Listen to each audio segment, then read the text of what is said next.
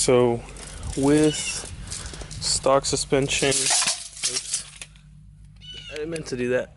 So with stock suspension and tires that are, what is it, 305 50s? Yeah, 305 50 20s. I have 3 feet of wheel well clearance in the front and 3 feet 2 inches of clearance in the back. What is that, 20 and a half inches? So after I'm done, we'll see how much it lowers.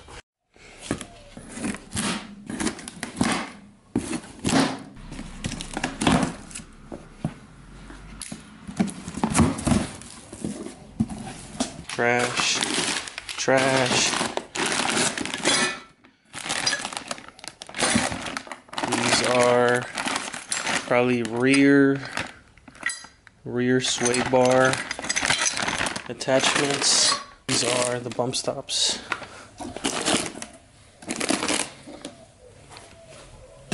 Bump stop. And bump stop. And here are the springs. Super cool.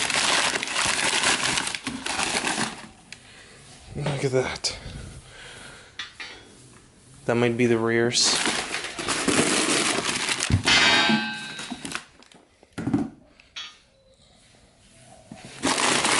And these are the fronts.